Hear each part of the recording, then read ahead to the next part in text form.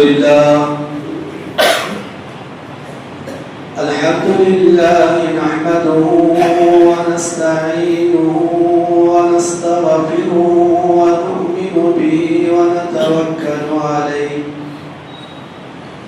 ونعوذ بالله من شرور أنفسنا ومن سيئات أعمالنا من يهده الله فلا مضل له ومن يضلل فلا هادي له وأشهد أن لا إله إلا الله وحده لا شريك له وأشهد أن محمدا عبده ورسوله يا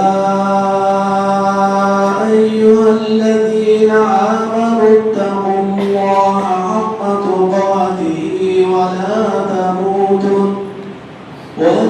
تموتن إلا وأنتم مسلمون يا أيها الناس اتقوا ربكم الذي خلقكم من نفس واحدة وخلق منها زوجها وبث منهما رجالا كثيرا ونساء واتقوا الله الذي تساءلون به والأرحام إن الله كان عليكم رقيبا يا أيها الذين آمنوا اتقوا الله وقولوا قولا سديدا يصلح لكم أعمالكم ويغفر لكم ذنوبكم ومن يطع الله ورسوله فقد فاز فوزا عظيما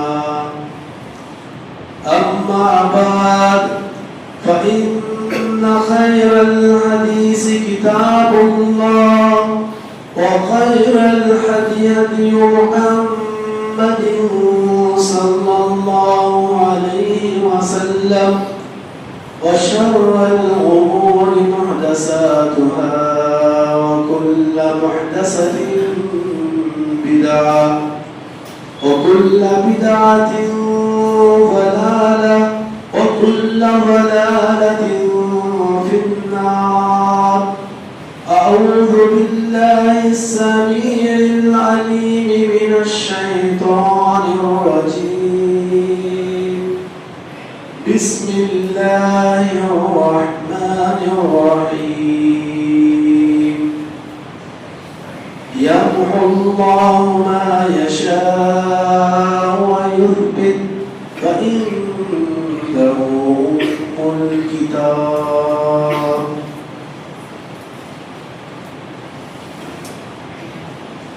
بعد الصلاة کے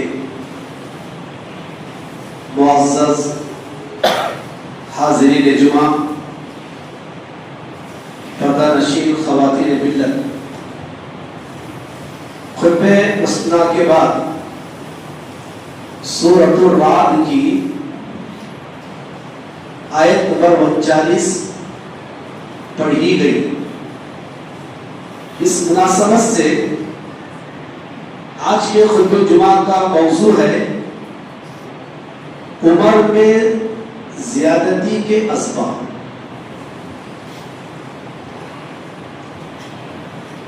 اللہ رب العالمین نے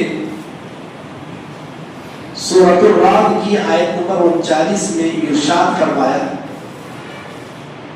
یمحو اللہ ما یشاء ویثبت. اللہ جس کو چاہتا ہے مٹاتا ہے, جس کو چاہتا ہے باقی رکھتا ہے.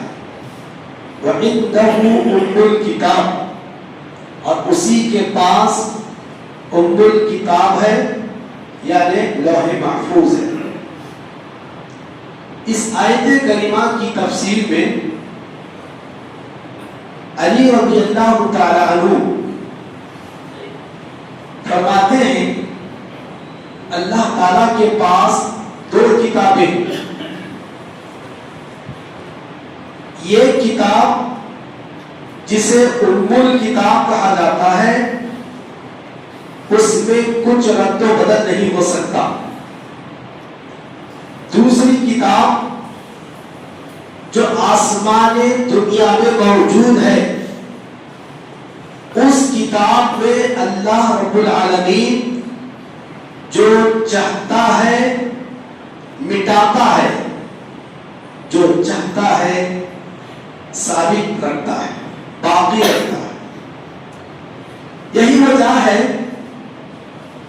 ابو عثمان النحوی فرماتے ہیں دوران طواف کے دوران خانہ کعبہ کے چکر لگاتے ہوئے عمر بن خطاب رضی اللہ تعالیٰ عنہ ایک دعا پڑھا کرتے تھے۔ تفسیر طبری کے اندر، تفسیر احسن البیان کے اندر حضرت عمر بن خطاب رضی اللہ تعالیٰ عنہ کا یہ عمل، ان کی یہ دعا ذکر کی گئی ہے۔ وہ کہتے تھے اللہم ان کنت کتبتنی فی اہل السعادتی، اے اللہ اگر تو نے میری تقدیر اور میرے نصیب میں سعادت مندی، نیک مندی لکھ رکھا ہے تو اثبتنی فیہا، اس کو ثابت رکھ۔ وَإِن كُنْتَ كَتَبْتَنِي فِي أَهْلِ الشَّقَاوَةِ وَالذَّنبِ، اگر تو نے میری تقدیر اور نصیب میں بدبختی اور گناہ لکھا ہے فَمْحُنِي، اس کو مٹا دے۔ وَأَثْبِتْنِي فِي أَهْلِ السَّعَادَةِ وَالْمَغْفِرَةِ، تو میری تقدیر میں سعادت مندی اور مغفرت کو لکھ دے۔ تَمْحُو مَا تَشَاءُ وَتُثْبِتُ، تو جو چاہتا ہے مٹاتا ہے، تو جو چاہتا ہے باقی رکھتا ہے۔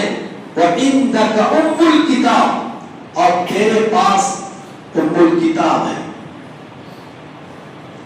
قرآن مجید کی اس آیت کریمہ اور اس اثر اور ان تمام احادیث جس میں عمر کی زیادتی کا ذکر کیا گیا ہے، ان تمام نصوص اور دلائل کو جمع کر کے اہل علم نے اس کے 3 مطلب بیان فرمائے۔ پہلا مطلب عمر میں زیادتی سے مراد یہ ہے حقیقی معنوں میں عمر میں اضافہ کیا جاتا ہے۔ دوسرا مطلب یہ ہے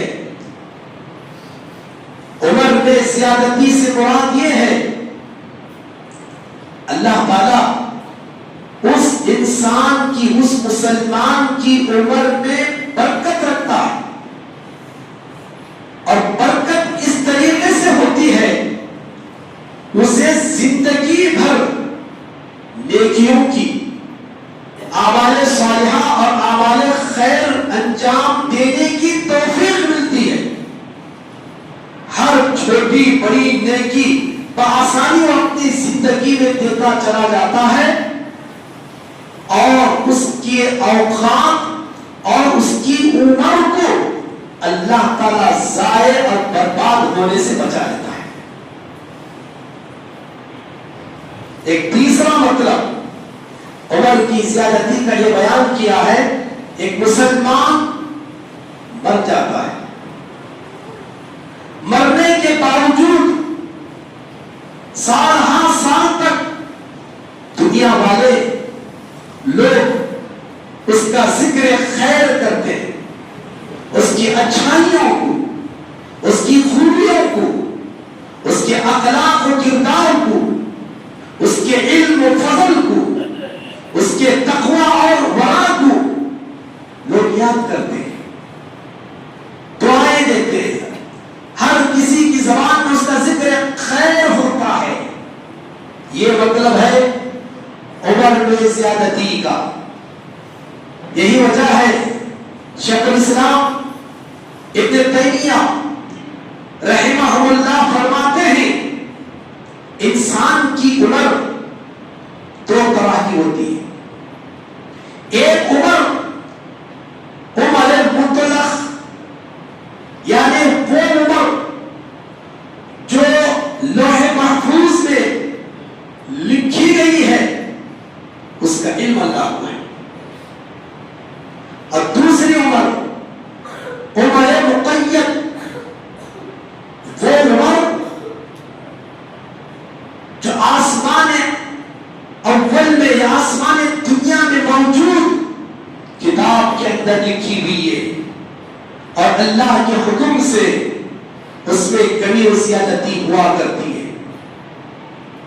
تو معلوم یہ ہوا عمر مطلق اس کا علم اللہ کو ہے، البتہ عمر مقید اس میں کمی و زیادتی ہوتی ہے۔ ایسے ہی تقدیر کی اہل علم نے دو قسم بتائی ہے۔ ایک ہے تقدیر مطلق، وہ تقدیر جو لکھی ہوئی ہے وہ اللہ کے علم میں ہے، وہ بدلتی نہیں ہے۔ اور ایک ہے تقدیر مقید جو بدلتی ہے، اور اس تقدیر کو بدلنے کی تاثیر اللہ نے دعا میں رکھی ہے۔ معزز حاضرین و خواتین، اس مختصر سی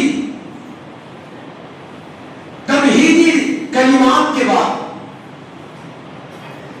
اور ان تمام دلائل اور اہل علم کے اقوال سے یہ بات معلوم ہوئی کہ عمر میں زیادتی اور اضافہ ہوتا ہے۔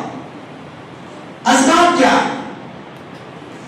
ہر انسان چاہتا ہے لمبی زندگی پائے، لمبی عمر پائے۔ کوئی انسان مرنا پسند نہیں کرتا، جینے کی ہی خواہش ہوتی ہے، لمبی عمر پانے کی خواہش ہوتی ہے۔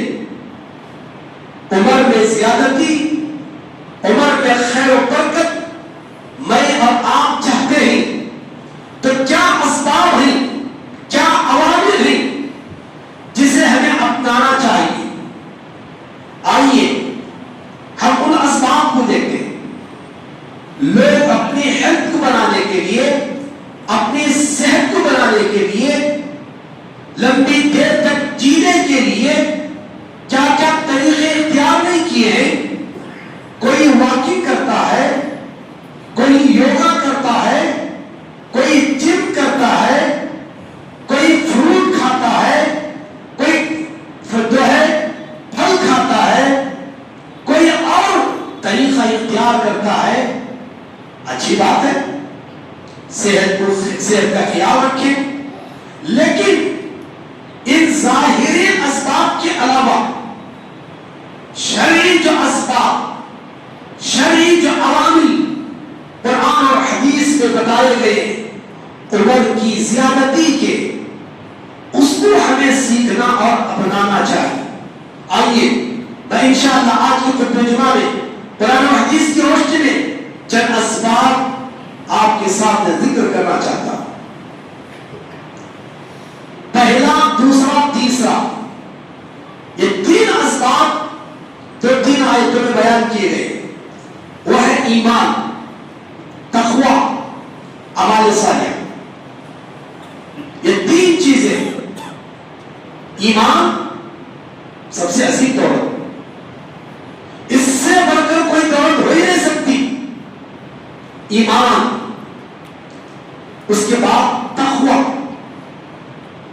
پرہیزگاری، ڈر خوف، اللہ تعالیٰ کا خوف دل میں رکھ کر زندگی گزارنا، اللہ کی مرضی کے مطابق زندگی کو گزارنا، اللہ کے منع کردہ کاموں اور باتوں سے رکنا، اللہ کے حکم کردہ کاموں کو بخوشی اپنانا، تقوی، اور اس کے علاوہ اعمال صالحہ، اعمال خیر، یہ تین اسباب اگر کسی کے اندر نہیں تو انشاءاللہ اللہ تعالیٰ ان اسباب کی بنا پر اس کے ایمان، تقوی، عمل صالح کی بنا پر عمر میں اللہ تعالیٰ انشاءاللہ برکت دے گا، زیادتی فرمائے گا۔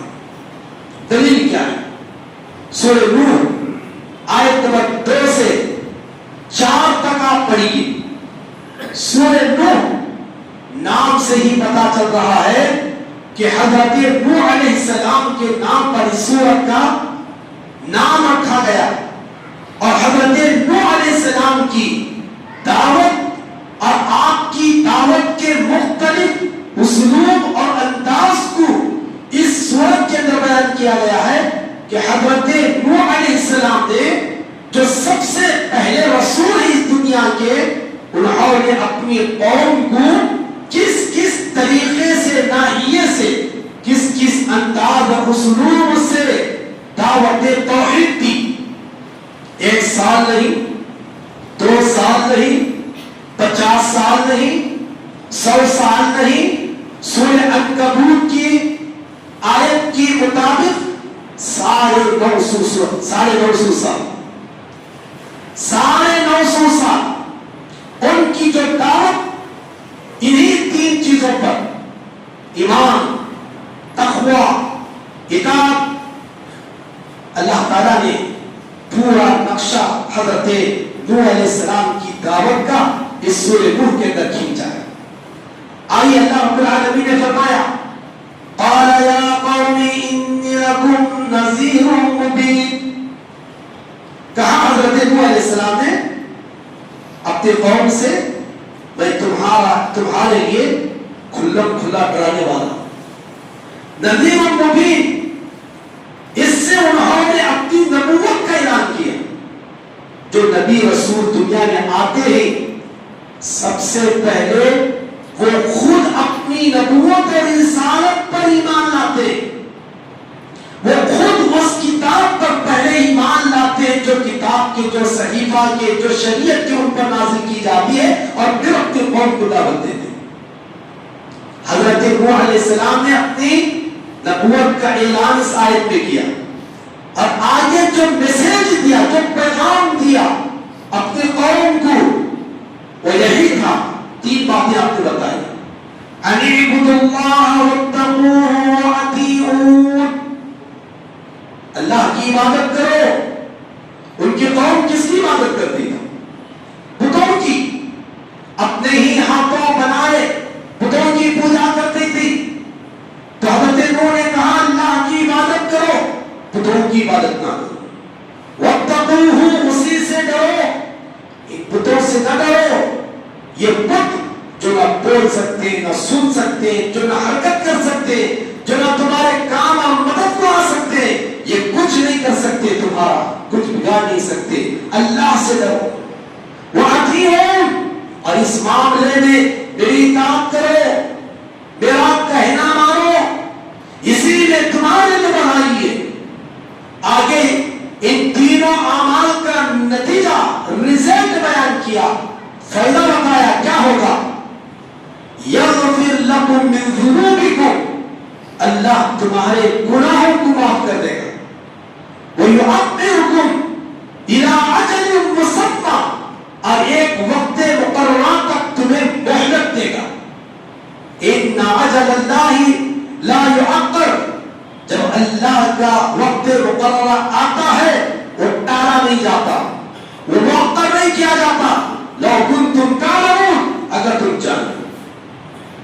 سورہ نوح کی آیت نمبر 4 میں جو میں استدلال کرنا چاہتا ہوں، وَيُؤَخِّرُكُمْ إِلَىٰ أَجَلٍ مُّسَمًّى، ایک وقت مقررہ تک۔ اس سے پتا چلا کہ عمر کی برکت، عمر کی زیادتی ہم اور آپ چاہتے ہیں، اپنے ایمان کو مضبوط کریں، اپنے ایمان کو خالص بنائیں، شرک کی ملاوٹ، شرک کی آمیزش اس کے اندر آنے نہ دے، اپنے اندر تقوی پیدا کرے۔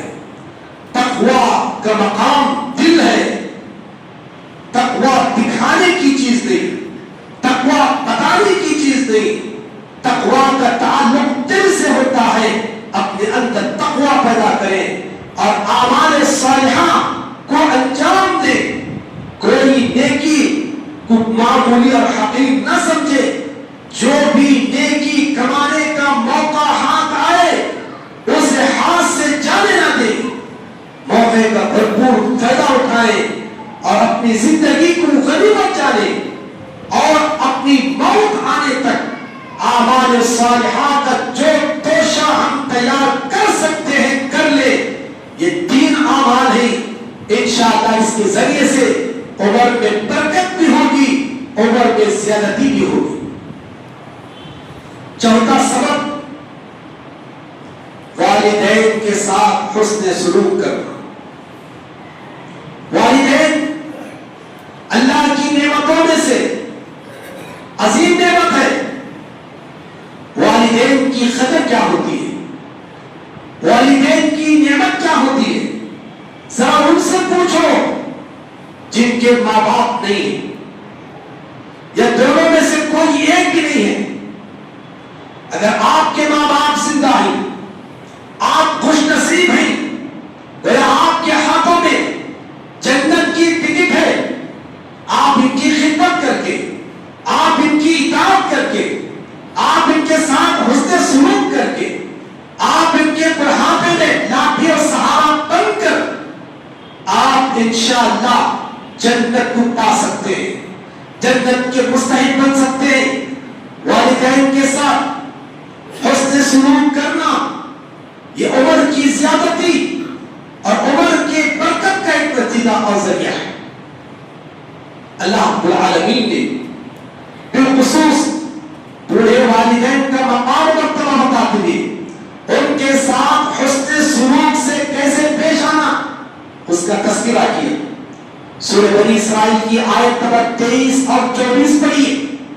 اللہ رب العالمین نے فرمایا وَقَضَىٰ رَبُّكَ أَلَّا تَعْبُدُوا إِلَّا إِيَّاهُ وَبِالْوَالِدَيْنِ إِحْسَانًا۔ تمہارے رب نے فیصلہ کر دیا ہے کہ تم اسی کی عبادت کرو اور اپنے والدین کے ساتھ حسن سلوک کرو۔ غور کریں، اللہ نے قرآن میں جہاں اپنی توحید کا ذکر کیا یا اپنی توحید کا تاکیدی حکم دیا، اس کے فوری بعد اللہ نے بندوں کو اپنے ماں باپ کے ساتھ حسن سلوک کرنے کا حکم دیا۔ اسی طرح پیارے حبیب صلی اللہ علیہ وسلم نے احادیث مبارکہ میں جہاں جہاں شرک کو ذکر کیا اس کے فوری بعد آپ نے عقوق الوالدین، والدین کی نافرمانی کو کبیرہ گناہوں میں سے آپ نے شمار کیا ہے۔ توحید کے ساتھ والدین کی حسن سلوک کا ذکر، شرک کے فوری بعد والدین کی نافرمانی کا ذکر، ان دونوں انداز اور سلوک سے پتا چلتا ہے کہ والدین کا کتنا بڑا مقام و مرتبہ ہے۔ بالخصوص ماں باپ بوڑھے ہو جائیں، اللہ نے کیا فرمایا؟ اِمَّا يَبْلُغَنَّ عِندَكَ الْكِبَرَ أَحَدُهُمَا أَوْ كِلَاهُمَا فَلَا تَقُل لَّهُمَا أُفٍّ وَلَا تَنْهَرْهُمَا وَقُل لَّهُمَا قَوْلًا كَرِيمًا۔ اگر تمہارے نزدیک ماں باپ دونوں یا ان میں سے کوئی ایک بڑھاپے کو پہنچ جائے تو انہیں اف تک نہ کہو اور نہ انہیں جھڑکو، بلکہ ان سے عزت اور نرمی کے ساتھ پیش آؤ، بات کرو۔ وَاخْفِضْ لَهُمَا جَنَاحَ الذُّلِّ مِنَ الرَّحْمَةِ وَقُلْ رَبِّ ارْحَمْهُمَا كَمَا رَبَّيَانِي صَغِيرًا۔ اور اپنے رحمت کے بازوؤں کو ان کے آگے جھکا دو اور ان کے لیے رب سے دعا کرو، اے اللہ، اے ہمارے رب، ان دونوں پر ایسے ہی رحم فرما جیسا کہ دونوں نے مجھے بچپن میں پالا پوسا۔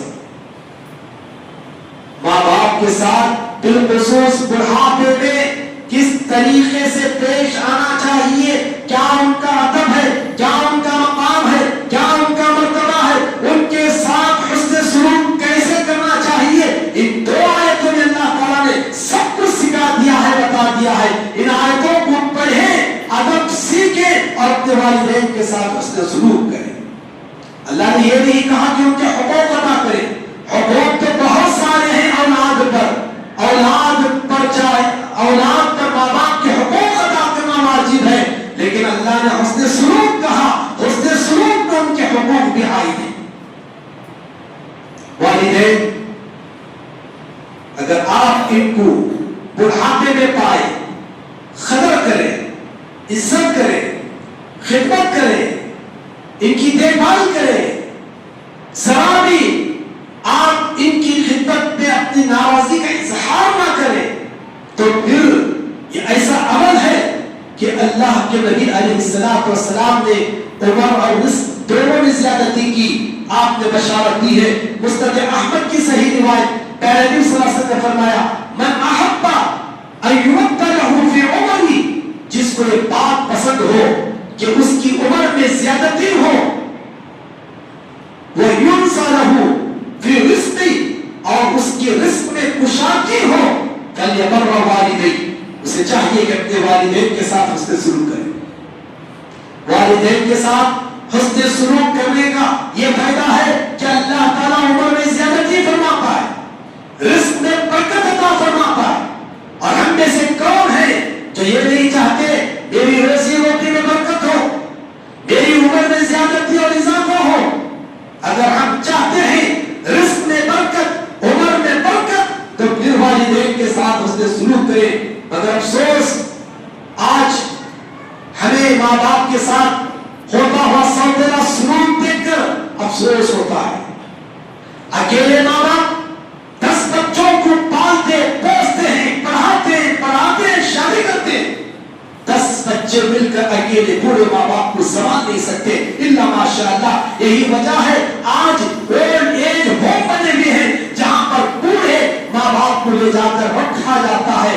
ایسا نہیں کہ وہاں وہ بے وارث لاوارث ہیں، بلکہ کتنے ایسے ہوئے ہیں جن کے وارثین بھی ہیں لیکن ان کی کوئی دیکھ بھال کرنے والا نہیں ہے۔ ماں باپ بوڑھے ہیں، غنیمت جانیں، ان کو اپنے لیے بوجھ نہ سمجھے، ان کو اپنے لیے عمر میں اضافہ، رزق میں برکت اور سب سے بڑھ کر جنت کی ٹکٹ آپ سمجھے الا ماشاء اللہ۔ بہت سارے ایسے بھی نیک اولاد ہے جو اپنے ماں باپ کی بڑی قدر کرتی ہے اور بڑی خدمت کر رہی ہے، بالخصوص جب وہ بوڑھے ہو جاتے ہیں، جب وہ بیمار اور مریض ہو جاتے ہیں، جب وہ صاحب فراش بن جاتے ہیں، تو بڑی ان کی قدر ہوتی ہے۔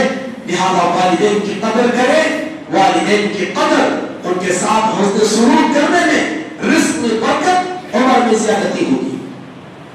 5واں سبق صلہ رحمی۔ صلہ رحمی کیا ہے؟ صلہ رحمی کا معنی رشتوں کو جوڑنا۔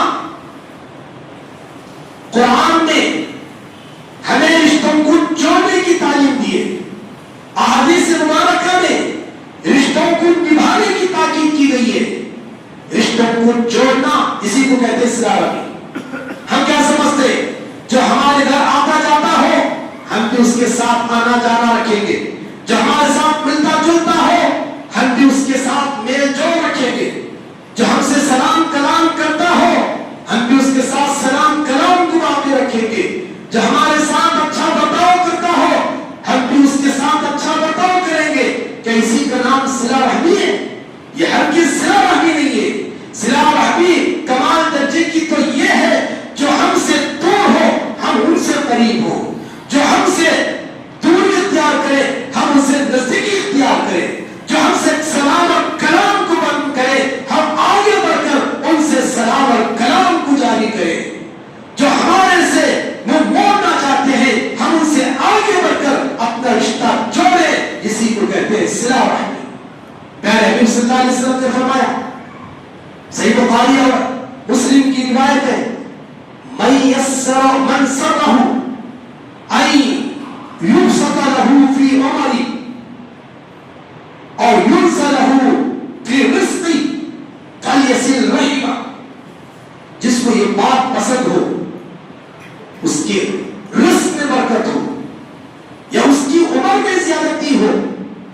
اسے چاہیے کہ وہ صلہ رحمی کرے، اسے چاہیے کہ وہ صلہ رحمی کرے. صلہ رحمی اصل یہ ہے، اور صلہ رحمی اتنی اہم چیز ہے، اتنی اہم چیز ہے کہ اللہ کے نبی صلی اللہ علیہ وسلم نے فرمایا الرحمہ الرحمہ من وصلها وصلہ اللہ ومن قطعها قطعہ اللہ. صلہ رحمی کو جو جوڑتا ہے اللہ اس کو جوڑے رکھتا ہے، اور جو اس کو کاٹتا ہے اللہ اسے کاٹ دیتا ہے. صلہ رحمی بہت اہم چیز ہے. آج معاشرے کے اندر صلہ رحمی بھی ختم ہوتے جا رہی ہے.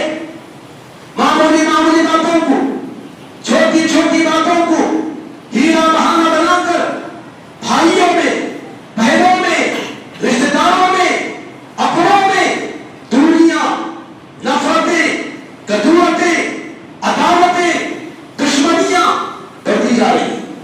بھائی بھائی سارا سال ہو گئے، نہ بات ہے نہ چیت. بہنیں سارا سال گزر گئی، نہ سلام نہ کلام.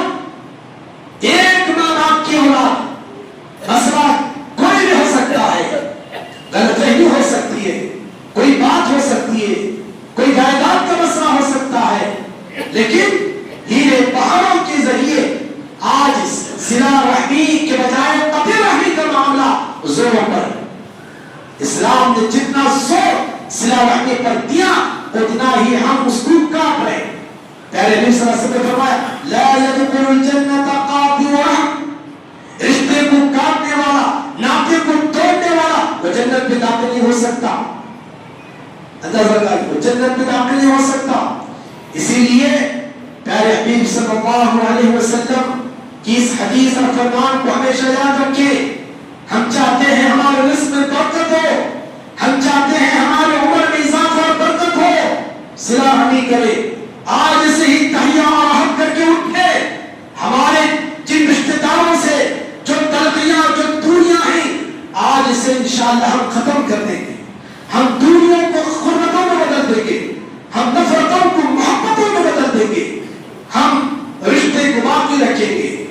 افسوس ہوتا ہے کتنے لوگ ہیں جو تاکید کرتے ہیں، وصیت نصیحت کر کے مرتے ہیں، دیکھو میرے مرنے پر فلاں کا سایہ بھی مجھ پر نہ پڑے. کتنی بڑی غلط، کتنا بڑا گناہ ہے. اور یاد رکھیے الادب المفرد کی صحیح روایت ہے، پیارے نبی صلی اللہ علیہ وسلم نے فرمایا 3 گناہ ایسے ہیں، 3 گناہ ایسے ہیں جن کی سزا دنیا میں ملتی ہے، آخرت میں تو ملنا ہے ہی. 3 گناہ آپ نے فرمایا الا البغي وعقوق الوالدين او قطيعة الرحم يؤجل الله في الدنيا قبل الموت. ظلم و زیادتی، والدین کے ساتھ نافرمانی، خطا رحمی، یہ 3 گناہ اللہ تعالیٰ ان گناہوں کے مرتکبین کو موت سے پہلے دنیا میں سزا دیتا ہے. آخرت کی سزا تو بعد میں ملنا ہے، ملے گی، لیکن دنیا میں ظالم، اللہ والدین کا نافرمان، والدین کو رلانے والا، والدین کو ستانے والا، والدین کی قدر نہ کرنے والا، رشتے ناتوں کو توڑنے اور کاٹنے والا، یہ 3 ایسے بد نصیب افراد ہیں کہ اللہ تعالیٰ ان کی سزا دنیا میں ہی دے گا. یہ 5واں سبب ہے صلہ رحمی. 6واں اور 7واں سبب جو عمر میں زیادتی اور برکت کا باعث بنتے ہیں وہ ہے، جیسا کہ اللہ کے نبی علیہ الصلوۃ والسلام نے فرمایا، مسند احمد کی روایت ہے، حسن الخلق یعنی اچھے اخلاق اور پڑوسیوں کے ساتھ حسن سلوک. حدیث میں پیارے نبی صلی اللہ علیہ وسلم نے فرمایا حسن الخلق وحسن الجوارح یا مراد الدیار ویزیدان فی الاعمار. اچھے اخلاق، پڑوسیوں کے ساتھ اچھا برتاؤ، یہ علاقوں کو آباد کرتے ہیں، عمروں کو زیادہ کرتے ہیں. کیا مطلب ہے؟ اچھے اخلاق، گڈ کیریکٹر، اچھے اخلاق، اس کے ذریعے یہ انسان جنت میں جاتا ہے. یہی وجہ ہے ایک صحابی تھے ابو الدرداء رضی اللہ تعالیٰ عنہ، وہ ہمیشہ رات میں دعا کرتے تھے اللہم حسنت خلقی فحسن خلقی، اے اللہ میری صورت تو نے اچھی بنا دی، میری سیرت نے اچھی بنا دی. یہی دعا کرتے تھے. ان کی بیوی نے پوچھا اپنے شوہر ابو الدرداء رضی اللہ تعالیٰ عنہ سے کیا بات ہے آپ اکثر رات پر یہی دعا کرتے ہیں؟ فرمایا یہی تو چیز ہے حسن اخلاق، اس سے جنت میں کوئی جائے گا، اور وہی حسن اخلاق نہ ہو، گڈ کیریکٹر، اچھا اخلاق نہ ہو تو انسان جہنم میں جاتا ہے. اور پڑوسیوں کے ساتھ حسن سلوک کرنا. پڑوسی اپنا بھی ہو سکتا ہے، غیرہ بھی ہو سکتا ہے، رشتہ دار بھی ہو سکتا ہے، غیر رشتہ دار بھی ہو سکتا ہے، مسلم بھی ہو سکتا ہے، غیر مسلم بھی ہو سکتا ہے. کوئی پڑوسی کیوں نہ ہو، ہمارے اپنے گھر کا پڑوسی، اپنے دکان کا پڑوسی، جہاں ہم رہتے بستے ہیں وہاں اطراف میں جتنے پڑوسی ہیں ان سارے پڑوسیوں کے ساتھ ہمیں حسن اخلاق کے ساتھ پیش آنا چاہیے. ہماری شرارتوں سے، ہماری باتوں سے، ہماری حرکتوں سے ان کو تکلیف نہ ہو، اس بات کا ہم خیال رکھیں. پڑوسیوں کے ساتھ حسن سلوک کرے عمر میں زیادتی کا سبب ہے. جیسا کہ ابھی میں نے حدیث آپ کے سامنے پڑھی. یہ دو چیزیں اگر ہو، علاقے آباد ہوتے، لوگ ان کو اپنے پاس محلوں میں آڑوس پڑوس میں رکھتے ہیں، جانا چاہے تو جانے نہیں دیتے، اور اس سے بڑے آباد ہوتی ہے. اس کا برعکس اگر اچھے اخلاق نہ ہو، پڑوسیوں کے ساتھ اچھا سلوک نہ ہو، لوگ کہتے کبھی محلہ گلی گھر خالی کر کے چلا جائے. اور کتنے لوگ ہیں جو صرف پڑوسیوں کی وجہ سے گھر خالی کر رہے ہیں. یہی ریزن ہے. لہٰذا ہم پڑوسیوں کا خیال رکھیں، ان کے ساتھ اچھا برتاؤ کریں، اخلاق حسنہ کو اپنے اندر پیدا کریں. یہ بھی ایک عمر میں زیادتی اور برکت کا سبب ہے. آٹھواں سبب دعا کریں. خواہ ہم دعا کریں یا دعا دیں، جیسا کہ اللہ کے نبی صلی اللہ علیہ وسلم کی دعا کا نتیجہ ہمیں حدیث میں ملتا ہے. بخاری کی صحیح روایت، انس بن مالک رضی اللہ تعالیٰ عنہ کو ان کی والدہ جب چھوڑنے آپ کے پاس آئی تو آپ نے دعا کی اللہم اکثر مالہ وولدہ وبارک لہ فیما آتیتہ. صحیح بخاری کی روایت، اے اللہ اس بچے کے مال اور اولاد میں کثرت دے اور اس کو جو بھی عطا فرما اس میں برکت عطا فرما. اللہ اکبر. نبی صلی اللہ علیہ وسلم کی دعا ان کے حق میں قبول ہوئی. حضرت انس بن مالک رضی اللہ تعالیٰ عنہ کے تعلق سے آتا ہے اور صحابہ کے باغ میں سال میں ایک مرتبہ کھجور کی فصل نکلتی تھی تو ان کے باغ میں سال میں 2 مرتبہ فصل نکلتی تھی. اور ان کے جو بیٹے تھے اور بیٹوں کے بیٹے پوتے تھے ان سب کی تعداد تقریباً 100 تھی. اور ان کی جو عمر تھی 103 سال کی تھی. اور نومبر 1 ہجری میں بصرہ شہر میں سب سے آخر میں وفات پانے والے صحابی رسول اگر کوئی تھے تو حضرت انس بن مالک رضی اللہ تعالیٰ عنہ تھے. یہ نبی پاک صلی اللہ علیہ وسلم کی دعا کا نتیجہ، اللہ نے مال میں برکت دی، اللہ نے اولاد میں برکت دی، اللہ نے عمر میں برکت دی. یہ 8واں سبب ہے. تو میں نے آپ کے سامنے قرآن اور حدیث کی روشنی میں آج کے خطبہ جمعہ میں عمر کی زیادتی، عمر کی برکت کے 8 اسباب میں نے بیان فرمائے. ایمان، تقوی، عمل صالح، والدین کے ساتھ حسن سلوک، صلہ رحمی، حسن اخلاق، پڑوسیوں کے ساتھ حسن سلوک اور دعا. یہ 8 اسباب میں نے قرآن اور حدیث کے ذریعے سے آپ کے سامنے پیش کیے. لیکن یہ بات یاد رکھیے، 1 سال کیا عمر نوح بھی اگر مل جائے. عمر نوح جانتے ہیں حضرت نوح علیہ السلام کی عمر 1050 سال تقریباً ان کی عمر تھی. اتنی بھی عمر اگر کسی کو ملے ایک نہ ایک مرنا ہے. مرنا کسی کو جو ہے نہیں، ایسا نہیں کہ مرنا نہیں ہے، مرنا ہے. عمر نوح بھی اگر مل جائے ایک نہ ایک مرنا ہے. ایک صحیح واقعہ بتا کے میں اپنی بات کو ختم کرنا چاہتا ہوں. صحیح بخاری اور صحیح مسلم کی روایت، اللہ تعالیٰ نے ہمارا کل موت کو حضرت موسیٰ علیہ السلام کے پاس بھیجا، جاؤ ان کی روح کو قبض کر کے آؤ. ملک الموت جب آئے حضرت موسیٰ کی خدمت میں روح قبض کرنے کے لیے، اٹھا کے ایک تماچا مارا، آنکھ پھوٹ گئی، فرشتے واپس اللہ کے پاس گئے اور شکایت کی ارسلتنی الی عبد لا یرید الموت، اے اللہ تو نے مجھے ایسے بندے کی روح قبض کرنے کے لیے بھیجا جو ابھی مرنا نہیں چاہتا ہے۔ اللہ نے فرشتے کو اس کی آنکھ کو درست کیا، ٹھیک کیا اور کہا ارجع الی، جاؤ موسیٰ کے پاس، فقل لہ، اس سے کہو یضع، وہ اپنا ہاتھ بیل کی پیٹھ پر رکھ دے اور اس کے ہاتھ میں جتنے بال آئیں گے ہر بال کے بدلے 1 سال کی عمر بڑھا دی جائے گی۔ حضرت موسیٰ کے پاس دوبارہ وہ ملک پہنچا۔ حضرت موسیٰ نے کہا صبح ماذا، پھر اس کے بعد کیا ہوگا؟ اللہ نے کہا ثم الموت، پھر مرنا ہے۔ حضرت موسیٰ نے کہا یونس کے بعد بھی مرنا ہے، الان، ابھی مرنا ہے۔ صحیح بخاری اور صحیح مسلم کی بالکل صحیح حدیث۔